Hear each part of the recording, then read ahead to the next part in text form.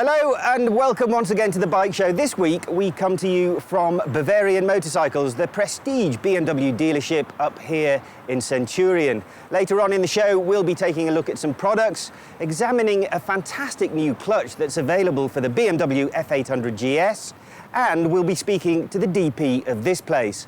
But first, Harry has caught up with a couple of racing legends. One of the great pleasures of this job is to meet people who you've been reading about for years and who are your absolute heroes. And here are two of them, Mr. Jim Redman and Mr. Mick Grant. Gentlemen, you're both looking fantastic. I mean, Jim, you must be about 115 and Mick, you're about 96 or so. But what's your regime? What do you do to keep looking so good? Well, I don't feel a day over 120, so I'm looking good for my age, 115. But yeah, I think it's the motorbikes, you know. You get on a motorbike and it scares the shit out of you and keeps you young, keeps you active, because if you let your brain wander a bit, you're going to fall off. This is a good point. And Mick, do you do anything particular, any training or...? My passion, I love riding my trials bike. Yes. You call it foot up over here. And I ride competitively every weekend, and I'll get out midweek and practice. And I think that keeps me fairly fit. But I think once you've been a professional sportsman and you've had to keep fit all your life, you know, you tend to be...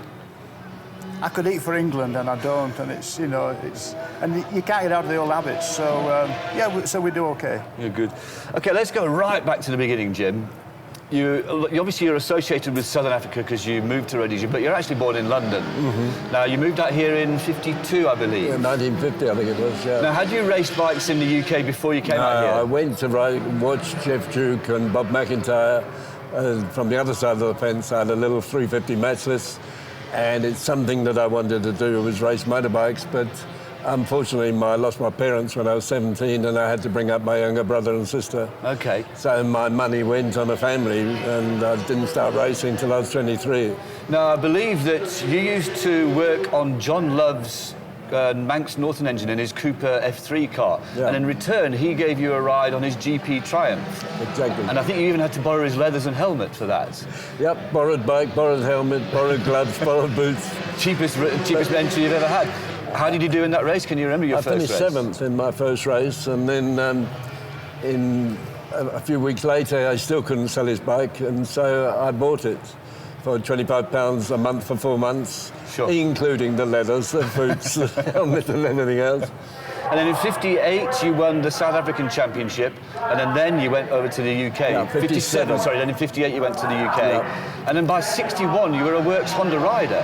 1960. 1960 even. At Assen, yeah. Tom Phillips and I had a ding-dong in the Czech Republic in '59.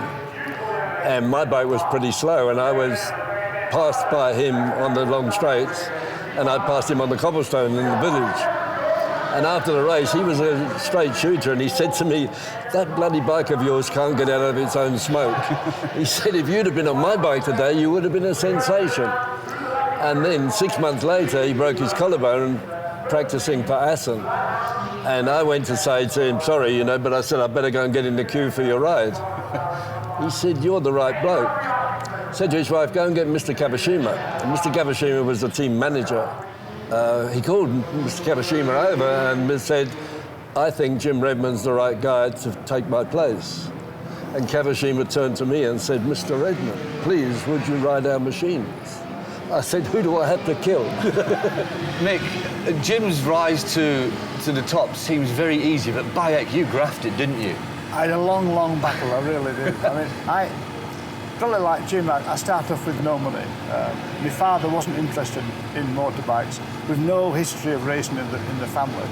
And I was doing an academic course at college, and I got halfway through it and I decided that it wasn't for me. I'm not an academic. But apparently you were quite a good artist, though. You went to, was it Backley Art College? That's right, yeah. And apparently you were pretty good. Very embarrassing, yeah. But I mean, my parents were horrified. I just said, "Look, I'm not doing it. I'm just not comfortable doing it." And I went and took a forklift driving job, and then I was coiling car springs on 12-hour shifts and spending every penny I could. And the amazing thing is, the only reason I went racing motorbikes is because I got a Velocette on the road, which was reasonable, and I had no money. I wanted to go motocrossing, or scrambling as it was called. Yeah. but I couldn't afford it because I couldn't afford a bike. So I got the Velocet and took the lights off it and made a little seat for it, and I went racing that. Then, of course, your great relationship with Jim Lee started, Yes. Whose initials you still wear on your helmet to this day. I mean, that was just like, it was just like Santa Claus coming. Jim Lee had a firm making, a little firm employing about 6 or 7 people, making aluminium fuel tanks for racing bikes and racing frames. And Jim was a real broad Yorkshireman. And when Jim made the frame, there was no fancy jigs. It was all, in Yorkshire parlance, it was by rack of E, rack of I. Yeah. And Jim would get a piece of cardboard on the floor, he'd draw the shape of the frame, and he'd bend the tubes to it and then put it all together by a rack of E. And it was just an amazing guy. And he basically sort of sponsored you your early rides and basically got you on the map. He said to me, look, come and work for me, which I didn't mind, and I'll provide a bike. What he didn't tell me is he's got to build the bike. And the first bike we built, he built a frame for a Gold Star, and the very first time out with it, with all the good guys in the country, because 500s then were the big thing, with the Max Nortons, the G50s, I finished 4th in my first national with it. Now, as much as Jim is known for his circuit racing and his Grand Prix wins, your main claim to fame is your road racing. Now, I think it was 69 you first went to the Manx Grand Prix. Oh, the 69, yeah. I'd never been in the Isle of Man before. I was on my Velocet, and I'd made a little contact breaker system rather than... This is before I put it back to standard. Yeah. I made my own little contact breaker system on a lathe that I'd made. And it was an old woodworking lathe. It was just horrific. And from practice, I was going to be the best, fastest newcomer.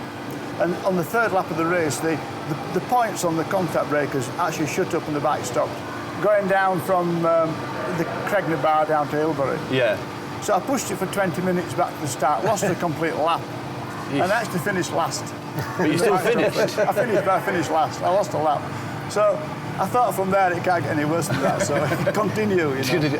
And then your first TT win came in 75? 74. 74? Yeah, on a Triumph, on a very well-known Triumph called Slippery Sam. Yeah, the triple, yeah, the Trident. It was called Slippery Sam because before that, Percy Tate rode it in a 24-hour race in Barcelona.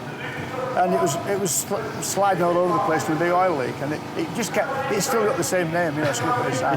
It's still around today, that bike, isn't it, of course? It's in the National Motorcycle Museum in Birmingham. Yes, yeah. that's right. Yeah. Let's just give the guys a chance to breathe and have a cup of tea, and we'll join them later in the show.